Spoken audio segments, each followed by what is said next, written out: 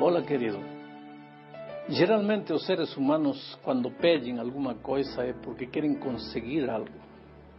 Mas quando Deus pede, é porque quer te abençoar, porque quer te oferecer alguma coisa. Naturalmente, os seres humanos dominados pela cultura de troca que vivemos, têm medo às vezes de entregar algo a Deus porque pensa, o que está querendo de mim? O que Ele está querendo conseguir de mim? Mas Deus não quer conseguir nada. Ele é Deus, Ele é suficiente, Ele não precisa de nada. Quando Ele te pede, é porque quer te abençoar. Com relação ao trabalho missionário, isso fica bem claro no capítulo 8 do livro de Atos dos Apóstolos. Aí encontramos a história do eunuco etíope que estava querendo conhecer a palavra de Deus e não sabia como.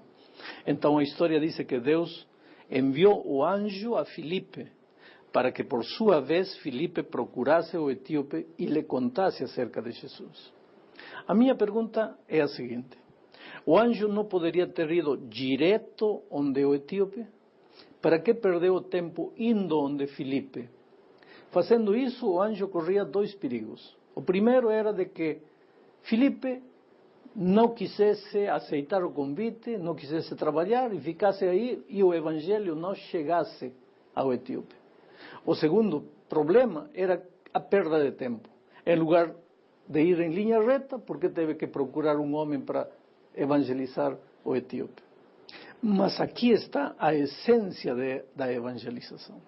Quando Deus te pede que você faça trabalho missionário, não é porque Deus precisa de teu tempo, precisa de que você conte para outro o que Jesus fez por ti. Deus poderia pregar o evangelho como um ato miraculoso.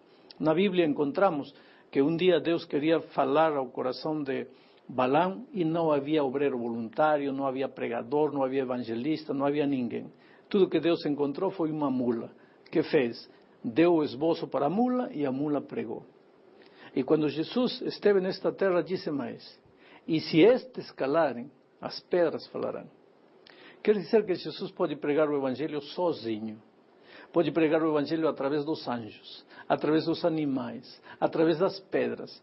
Então, para que Ele precisa de você e de mim? Para nada. E se não precisa, então por que a ordem é vai e prega o evangelho? Este é o assunto. Quando Deus te pede algo, não é porque quer tirar algo de você. Quando Deus te pede algo, é porque quer te abençoar. E o ser humano não está entendendo isto. Veja, a vida cristã é uma vida de crescimento. Eu sempre digo que na vida cristã a coisa mais simples é alcançar a salvação. Porque o que você precisa para ser salvo? Nada, simplesmente reconhecer que é um pecador, arrepender-se e pedir perdão e clamar pela graça maravilhosa de Cristo. Nesse momento o Senhor Jesus Cristo te alcança e você está salvo. Quanto tempo você precisa para ser salvo? 1 segundo, nada mais. O ladrão na cruz é o melhor exemplo disso. Ele clamou e foi perdoado. Às vezes eu digo que eu tenho uma santa inveja do ladrão na cruz. Porque ele foi salvo e morreu. O meu problema é que eu fui salvo e continuo vivo. Ser salvo é a coisa mais simples. O difícil é permanecer salvo.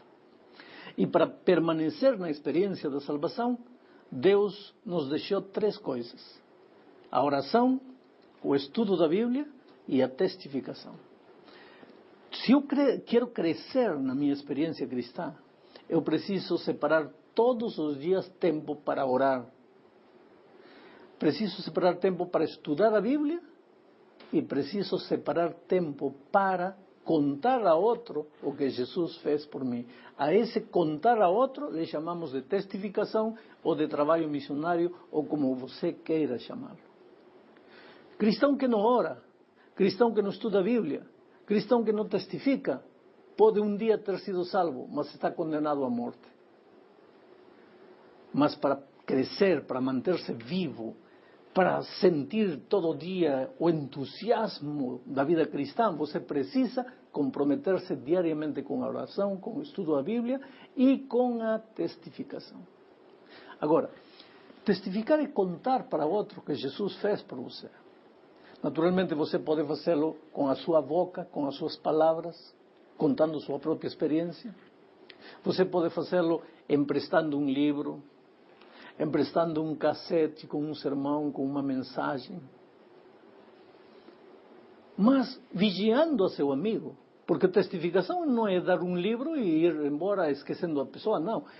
Temos que direcionar o tempo propositadamente para acompanhar como está indo a leitura desse livro. Se o cassete que eu emprestei, o CD que eu emprestei foi assistido, foi visto. Aproveitar qualquer oportunidade. A igreja tem grupos pequenos, tem duplas missionárias, tem Semana Santa, tem reuniões de evangelismo, tem concertos musicais.